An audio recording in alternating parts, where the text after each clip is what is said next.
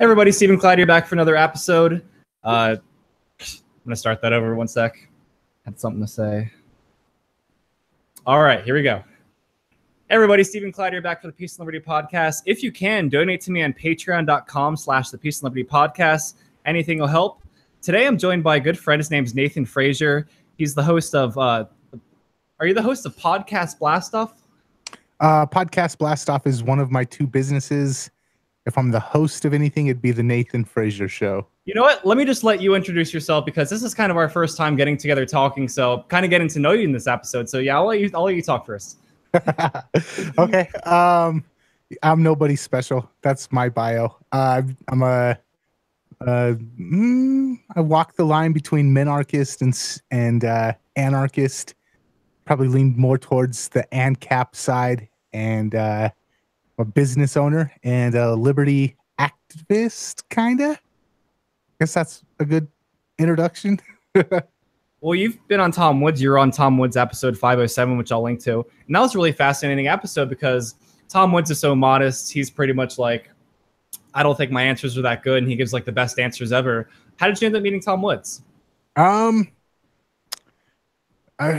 Okay. So Tom Woods, I've been able to interview him twice, and he's super hard to get a hold of. I think he's in our space. He's like probably one of the most successful content creators out there in the like liberty philosophy atmosphere.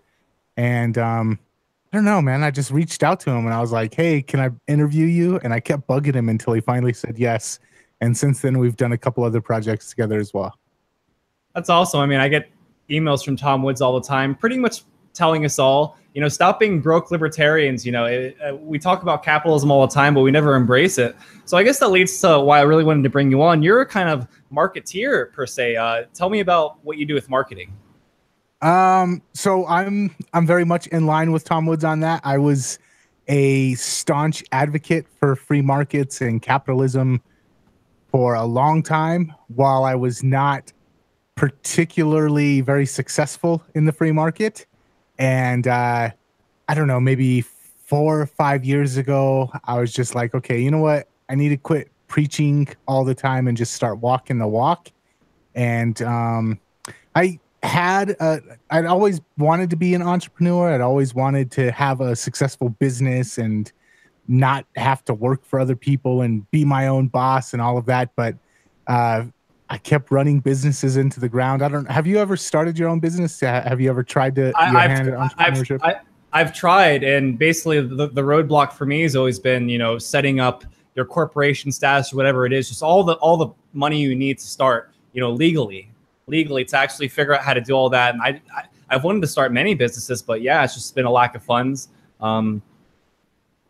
Okay, so I've started 5 businesses now and ran 3 of them into the ground, which is probably not like the best bragging rights ever. But the last 2 businesses that I started actually have been profitable and successful. So that's a good thing. Well, tell me about them.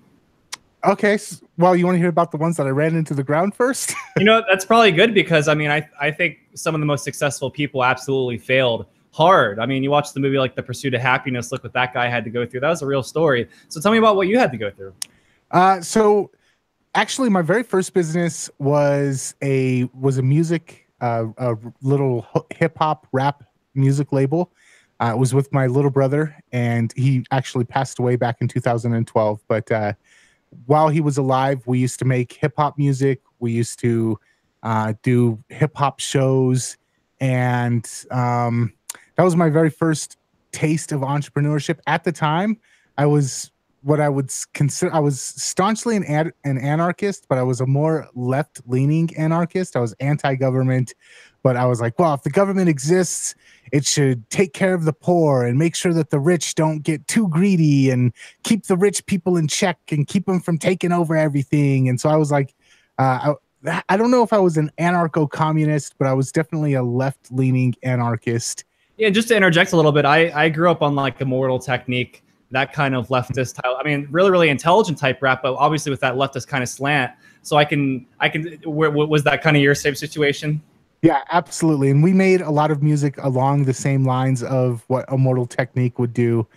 But then we started making a little bit of extra income doing the music, and all of a sudden I started realizing, oh, taxation is theft, and oh, I don't want my money being taken from me and going towards things that I'm not super happy with. And so at that point I kind of had like a transition, and I had to start reevaluating some of my values. And then I started, right around that time was also when 9/11 happened, and I started looking at like overreaches of government abuse. I went down the conspiracy theory rabbit hole, and then I started researching economics and started reading books on Austrian economics. And all of a sudden, at that point, that was when I made the shift from being a left-leaning anarchist to being maybe a centrist to being more of an economically right-leaning anarchist. And so, and that's how I was introduced to people like Tom Woods and a lot of the people, Thomas Sowell, a lot of the like more right-leaning libertarian thinkers. And at that point, the music, my brother passed away, so the label obviously stopped being a thing. I started a software agency, a software as a service agency, which this is probably the biggest lesson that I would say a business owner needs to learn right away.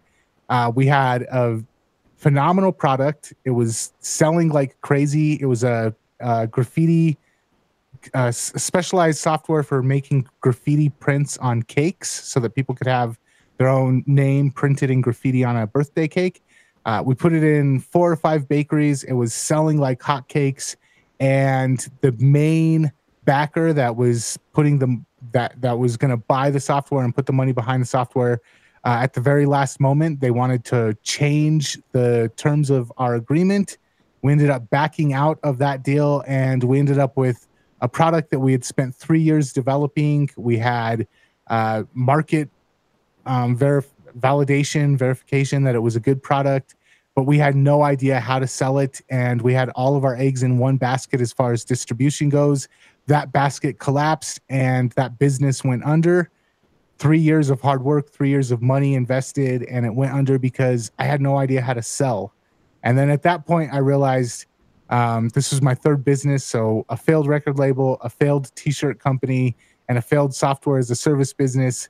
And at that point I realized, it's not if you build a better product, people will buy it. You have to learn how to sell. And so then at that point I started learning how do I sell stuff? How do I market stuff? How do I write good advertisements? And so I've been doing that for about 5 years now.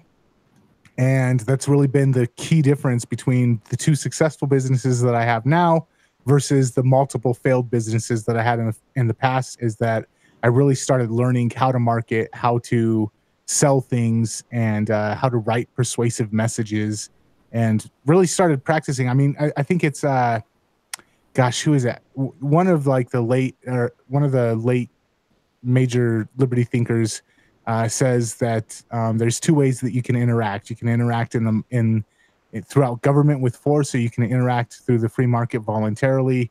But you still got to know how to persuade. You still got to know how to convince people that your solution is the one that they should go with.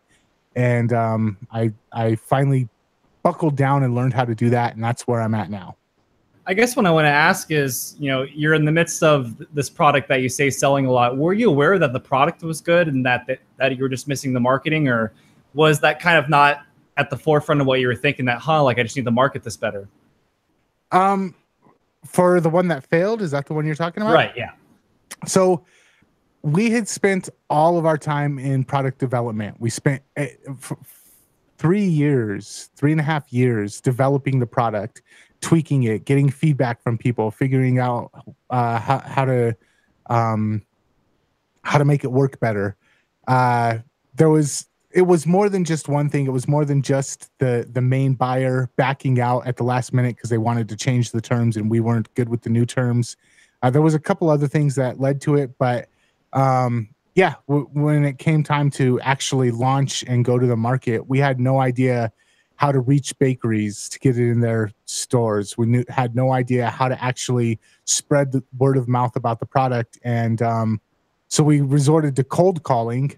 We were calling up bakeries and we were like, hey, we'd like to tell you about ain't nobody got time for that. No Right. bakery manager wants to sit on the phone and listen to you pitch your product. And I had no idea how to sell it. And so we had a great product, but no idea how to sell. Now, if I restarted the software again, I'm sure I could sell it. I'm sure it would be successful. But I've moved on to different things. Okay, I guess here's a question. Is it possible to market yourself with very little money? Because I'll tell you my predicament. One of the reasons I wanted to have you on is because you could possibly help me boost my podcast. I spend a lot of time thinking about the content for what I'm going to put out. I spend a lot of time recording and editing and stuff like that. At the end of the day, I'm just so tired. I don't have the energy to go out there and like market myself all day and like post my stuff around 20 different million times. And, I feel like at some point I'm like bothering people, posting links too much. What would you suggest as a good starting point? I'm 26 years old. I'm pretty comfortable living off nothing per se. I'm sure you remember those days, but what advice would you give to me that I could use to market myself with very little money, but not be annoying? Like, obviously you don't want to spam people. That's the worst thing you could do. I tell you, for friends I have on my friends list that post stuff like all day long, I eventually have to mute it. It gets too much. So what would you suggest? I guess there's different ways for podcasts. There's different ways to promote them. Do you want to specifically talk about podcasts? About sure, how to that'd be great because you're the marketing director of Podcast Blast Off. Tell us about that, and definitely help me out if you can. Okay, so Podcast Blast Off is one of my two current companies right now, and it's basically the main goal of that company is to help podcasters get their message out there. So we can talk about that. Great. Some of the easier ways to market a podcast right now is one of them I'm expecting you're probably already doing. Interview people that have influence, bring them onto your show, and then once you're done with the interview, let them know, hey, I just finished uploading the episode with you. Tag them. That way their audience gets notified that they were just in a podcast. Email them, let them know, hey, here's the link if you want to share it with your followers, whatever. Tag them on Twitter, tag them on Facebook. Those are great ways to promote stuff. A lot of times, if when this episode goes live, if you tag me on Facebook, I'm going to share it with people. Hey, I was just on the Peace and Liberty podcast. Check it out. So that's one good way. Another good way is and this one you got to be careful with, but find groups, find communities online that are where your likely listeners would hang out. So if you can find Austrian economic Facebook forums or Facebook groups, if you can find a forum online that would be where a lot of people that are into the things that this podcast is about, or your podcast, if you're listening and you're a podcaster, find the communities out there and start engaging in those communities. And don't just pitch. Don't just be like, here's my newest episode. Here's my newest episode. Actually engage with the people. Become somebody who is a valued member of that community. It takes a little bit of extra work, but it's really on a shoestring budget. There's two ways to market. You can either pay to advertise, and if you don't have the money to pay, then it's going to take time. You're going to have to build relationships with people. Another thing is, and I don't know if you're taking advantage of this, but having an email list, using something like MailChimp and collecting people's emails, and then once a week emailing them and letting them know that you've got a new episode out. Yeah, see, I would love to do something like that, but how do you start? I mean, is it kind of just how it sounds, like you just start from the ground up and just get a few emails at a time, or is there a way to get a lot of emails at once? Or there's lots of ways to get emails. Without turning this into a full course on I just did a full course on email marketing, so I'm not going to go that deep. Yeah, well, we'll link to your courses so they can actually go through them. But yeah, okay. So the easiest way is just to start asking people, hey, would you want to sign up for my email list and get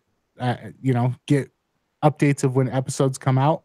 And you can get a free email account from like MailChimp. MailChimp will auto send out your emails to everybody on your list. You can go with Aweber, you can go with GetResponse. There's a lot of different options out there, but MailChimp starts you out for free. So it's the one I recommend if people are just starting out and they don't have a budget. Set up a MailChimp account. Do you have like a peaceandliberty.com, peaceandlibertypodcast.com? Do you have a URL like that? Yeah, my website's for peaceandliberty.com. Okay. So if you have an email there, like Steven okay. So if you have something like that, set up a MailChimp account and just start asking your listeners, hey, so sign up, get updates of the show. If I see any interesting news articles, I'll send those to you as well. And then just start asking people to join. Next step after that is you want to create something that's going to be attractive, something small like a PDF that you could give away, or a 5-minute video that you can give away to people. And then just say, hey, if you want to get access to this bonus video that we did, join the email list. You'll get access to the bonus video, and you'll get updates of future episodes of the podcast, or you'll get access to the PDF that teaches you how to, something that your audience would be interested in learning, a 5-minute course on Austrian economics, or a 5-minute course on how society could function without government building the roads, or something like that. Give it away for free and get people to sign up to join your newsletter. And then once you have them on your email list, you let them know when new episodes come out. Doesn't cost you a penny, goes straight to their inbox. That way they're getting notified on Facebook, they're getting notified in their email, and they're getting notified on iTunes. And it's one of those things. It takes time. It has to gather momentum. It's like pushing a train. At first it's going to be hard, but as soon as the train starts to go downhill, it's going to pick up more momentum, and eventually your email list will start growing. I guess part of the logic of that is, if you're giving something away for free, and first of all, people love free, whether they're socialists or capitalists, everyone loves free. You make them feel like they're a part of something, they're a part of this free ebook that everyone's reading. I do see the logic in it. I guess one thing Tom has talked about lately is that he says sometimes that you don't want to be the person that's making like $18 a month from like someone clicking on a link. You want to make like commission money. Do you agree with that? And what's your experience been with things like having an affiliate link and getting like $1 or $2 here and there? Does it add up to anything, no matter how well you do? So I stay away from any kind of like Google AdWords affiliate programs. I stay away from I don't use Patreon. I don't use any of those type of ways to collect money from my listeners either. I'm not against those. It's just they're not the most effective ways for me to monetize a podcast. The ways that I found that are most effective is coming up with my own products, or connecting with people that have a higher end product and selling their product. If it's a good fit for my audience, I obviously, I'm not going to sell Karl Marx shirts to my listeners, because that's not going to sell. What about the douche shirts? the douchebag with Che Guevara in the middle, maybe. So you got to know who your audience is. You got to know what they would be interested in, and then you can do affiliates. I'm not a big fan of having advertisements on your website, because it's just 2 or 3 cents a month. It's really not worth it to me. Yeah, I haven't really made any money from it either. That's what I was asking. But have you found other ways that bring in a lot more income overall? Yes. Okay, so here's going to be... And again, without giving too much away, we're no. That's blowing cool. Your course. here's going to be the part of the podcast where I sound like a complete sellout and a douchebag. There you go. I've moved away from liberty activism, and I'm still a staunch advocate for liberty. You follow my Facebook, you probably see me posting pro-liberty stuff pretty frequently. I moved my content a little bit out of that direction. And the reason why is because, gosh, and I don't want to sound like a douchebag, but I am a douchebag, so I'm going to just go ahead and say it. There's a lot of freebie seekers in the liberty community, and there's a lot of people that expect free content, and when you try and sell them something, they're going to get pissed off about it. I don't want that type of people listening to my podcast. I don't want that type of people. I don't want the people that are going to judge me and say, oh, you should be just giving this away for the movement. You're not about the movement if you're trying to make money. You get this like, damn you for wanting to eat. Yeah, exactly. You get this mentality. A lot of people are like, oh, Alex Jones is just trying to make money off of water filters, okay, he is. He's a fearmonger for water filters salesman. That's not my style, but the reason why I kind of switched the content of my podcast or one of the biggest reasons why is because I was making decent money getting donations from people. Like I had a PayPal link to where people could donate, and I was making $400 or $500 a month off of donations. I had a couple of long-term donators that would donate every single month, so that was decent. So that's kind of like the model that Stefan Molyneux goes with. Having people throw you some Bitcoin is nice, but for me though, having something, and Tom does this well. Tom stays with it, like hardcore Liberty stuff, but he's got a bunch of stuff. He's got like books, he's got Liberty Classroom, he's got products that people who are into Liberty are going to naturally want to be upsold to. He also sells things like Harry's Razors and Dollar Shave Club or stuff like that, which I'm not trying to pitch that stuff, but I mean, I'm not knocking him for doing it. But you have to find out. It's got to be what your style is, to each individual. Yeah. The things that I sell to people, which probably wouldn't work for a lot of people out there, I sell marketing materials. I know marketing really well. I've got a couple of courses of my own on marketing. I've got affiliate programs with other people that are really good at marketing. I can sell their stuff to my audience as well. So that's what I sell. That audience, entrepreneurs that are either quasi-successful and want to be more successful, or are just starting out and they want to learn the basics, or are pretty successful and they want to take their success to the next level. Those people are willing to spend a lot more money to get to that next level. I'm able to help them get to that next level. So for me, that's what I make my money on. But what I would say is, as a podcast producer, what you have to ask yourself is, who's my audience? Why are they tuning into my content? What's a problem that I could solve for them that I could charge them a little bit extra for? So if there's a pain point that your audience has and you're able to provide a solution that goes above and beyond just what's on the podcast, then say, okay, well, how do I sell this to them? And the thing is if you've got a podcast, you've already got an audience, you've already got people that are tuning into you, they know you, they like you, they trust you. If you can come up with a solution, or if you can find a solution that's already out there, like Ron Paul does the Liberty Classrooms, or the Ron Paul Homeschool. Ron Paul, as far as I know, also does affiliates for certain people. If you started saying, hey, you're probably already thinking about buying the Ron Paul curriculum. If you buy it through my link, you'll get this, plus I'm going to add in one extra thing that you won't get through anybody else. People are already looking to buy that. Your audience is already looking to buy that. So, and now they know, like, and trust you, and they want to give back some of that social, or that social acuity that you've given a lot to them through your podcast, so that it doesn't hurt them to buy it through your affiliate link. So affiliates can work, but it's got to be an affiliate for something that is a natural fit for your audience.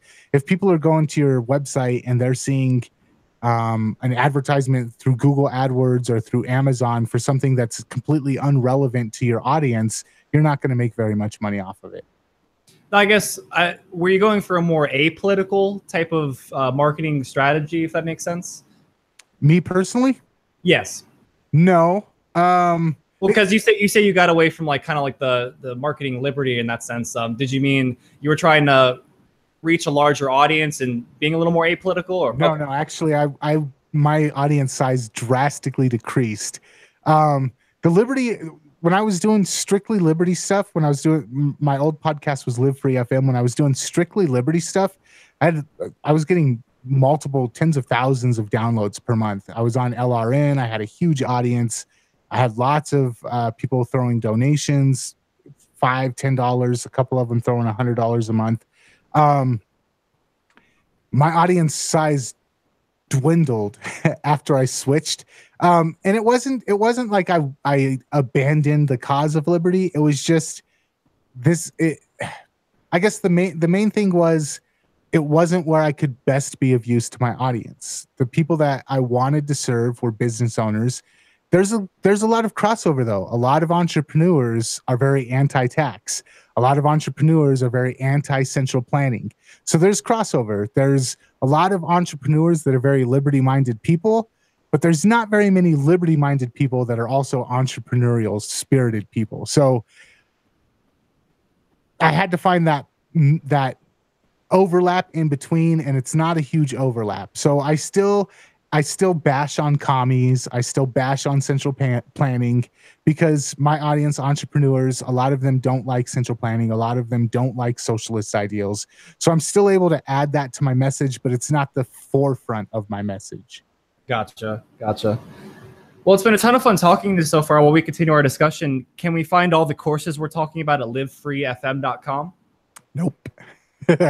Well, what's the link for that then? Because just for anyone listening, I want them to be able to go check out the course as we continue to talk here. So I have 2 courses that are available right now. I have the course on email marketing, and you can find that over at copyandfunnels.com. That's the website where most of my marketing content is at, copyandfunnels.com. Is that going to be and spelled out or and with the ampersand? And spelled out, not with the ampersand. And then the podcasting course, I have a course on how to create, launch, and monetize your podcast. And you can find that one over at podcastblastoff.com. What do you think's been your biggest struggle in all of this, or have you stated it already? In all of this, as far as what? Well, I guess, we started talking about your first few businesses that failed. Do you think your ones right now have been kind of your launch for your career? I'm gonna that question came out really weird. I didn't know what I was trying to say there. That's okay. I'm going to harken back to what I said at the beginning. The biggest myth of Austrian economics, the biggest thing that free market capitalists get wrong, and this is going to be offensive to some people, but this is the God's honest truth. We like to say, oh, competition will naturally bring the best product to the marketplace. If you just unregulate the markets, the best product will naturally rise to the top. That is the biggest load of bullshit out there. And it's the biggest thing that and this doesn't mean I disagree with free markets. It doesn't mean I'm all of a sudden pro-regulation. It doesn't mean any of that stuff. It's just, it's a lie. And it's one of the biggest and most perpetuated lies in the liberty community. The best product does not rise to the top. Competition does not always bring out the best in the marketplace.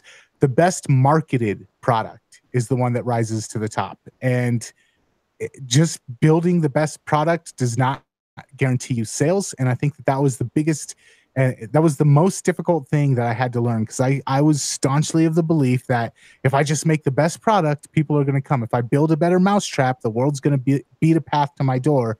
And it's not the case. It's not the best. I think that's true. And even just the most basic sense, you can understand that. I use these type of pens. They're called Papermate or something Gelocity pens. They're the best pens I ever have. I get them so cheap. I've bought like $20 pens that I've hated. I guess you can compare this all across the spectrum that, just because you're paying more doesn't mean you're getting the best product. Just because the product right in front of you is there doesn't mean it's the best product. The best product could be being created in someone's garage now, but maybe they're stifled by patents or, the list just goes on and on. But I understand your point there. Yeah, that would be triggering for some people to hear, but it has some truth to it that, not every product that's out there is just naturally the best just because there's no regulation. The whole point of a market is that, some goods get rid of other goods. But you're right that, the best marketed products, that's going to be the one that people see. Exactly. And if they see it and if they're familiar with it, they're more likely to spend their money on it, even if it's not the best product out there. If the best product out there isn't being talked about, if you're not promoting it, if you're not letting people know about it, if you don't have a way to communicate with people about the best product out there, they don't know about it, so they can't buy it. So that was the biggest thing that I had to wrap my head around is in Austrian economics and free market capitalist economics, we always like to think that the best product will naturally rise to the top, and it's not true. It's the best marketed product. I was listening to a Shark Tank episode one time, and I'm sure you've watched Shark Tank before, but there was this one person, displaying their product and they're talking about it. And basically their whole viewpoint was, I'm going to let the customer dictate whatever changes are necessary or are needed for my product. And Robert Herjavec said this. He said, sometimes you have to tell people what they want. it's not always that, you know, you have a product and it has some failures. So you just listen to every single criticism that comes against your product. You try to change it to adapt to that. That's totally unreasonable. What he was saying is that sometimes you, like exactly what you're saying, people need to understand what they're buying into. And sometimes you need to tell them what they need. That's kind of the whole point of marketing. Yeah. And I guess there's two aspects to it. If you get like a loud outcry, 90% of your customers are saying, hey, we want this feature. And you're like, well, we really wanted to build this feature. And they're saying, well, we don't want that feature. Maybe listen to it. But at the same time, I think it was Henry Ford that said, if he asked the public what they wanted, they would have wanted a stronger horse rather than an automobile. Maybe sometimes the market doesn't know. When Steve Jobs created the iPhone, people didn't know that they wanted the iPhone, but they ended up falling in love with it. So it's a balance. If you don't listen to the market, it could blow up in your face. It could also go the opposite way where it becomes incredibly successful. Again, though, marketing has a huge, if you don't listen to the market, but you have a good marketing team behind it, your chances are going to be more likely to succeed. So marketing is just, it's such a powerful thing. And I think that's the biggest reason why I kind of changed the direction of my show a little bit to focus more on business ownership, marketing, entrepreneurship, is because it's one of the things that even within the Liberty community, I know a lot of people that have brilliant ideas. I know a lot of people that have, world altering products and services that could change the world, but they don't know. Nobody knows about them. Yeah, they don't know how to get the word out about it. So that's really my passion now, is helping people that are trying to change the world through the free market, helping them actually achieve that through knowing how to market their ideas, market their products, and market their services. Well, I've definitely learned a lot from you in this episode. I mean, I think I'm long overdue to put out an ebook. Look, I write articles all day. There's no reason why I shouldn't be able to put together a free ebook or, 2 or 3 pages of something just to do exactly what you're saying. I mean, if people go back and listen to the episode, you gave us a step-by-step process of what to do. I would highly suggest trying it. I guess to kind of wrap up here, Nathan, my last question to you is going to be, when people do eventually figure this out, because I'm sure we all have a lot of friends, and I wouldn't say my podcast is struggling. It's just I could do a lot better. But I do have a lot of friends that their podcast is struggling. I see day to day they're losing energy. Is there light at the end of the tunnel for people who are willing to actually get down and do the work, do what you have to do, and really make the commitment to get out and market yourself? Is there light at the end of the tunnel? It's a yes or no, or a yes and a no. So here's the deal. Is there an audience? That's the biggest question. Is there an audience for what you're doing? If you want to do, and I think that there is, podcasting there's so many different niche podcasts about crazy stuff. I mean, look at like My Favorite Murder, a podcast about investigating murders. Totally random. Yeah. You look at like Tom Woods' podcast, which is about liberty and economics. I mean, most boring things ever. Yeah, he's been able to make a huge career off of it. Look at things like Joe Rogan. It's just people bullshitting about weird topics day after day. Some of Joe Rogan's I was actually watching Joe Rogan live earlier, and he has like 20,000 people watching at once. I mean, my God! I mean, if you could get any mention from Joe Rogan, you'd have a lot of people looking at you. Mm-hmm. It seems like kind of what you're talking about. If you can get interviews, tell the people you interview to share the video, and maybe they have 5,000 friends on Facebook or 1 million followers or something. Those have been my biggest boost when I was on Lions of Liberty with Mark Claire. That seemed to be the biggest boost for me thus far. I just had like 150 people message me saying like, "Hey, saw you on that show before." I'd get messages sometime, but just being on like one like big show like really turned it around for me. And when you got on Tom Woods, I'm sure you got a lot of outreach after that. Yeah. So if you've got something that your audience, that there's an audience out there, and you're willing to go out and try and connect with that audience, figure out how to get your content in front of that audience. If they're listening to other podcasts, see if you can interview those people. See if you can get on their podcast, like you said, with Lions of Liberty. If they're paying attention to Facebook groups, if that's where their attention is at. Basically, it's this.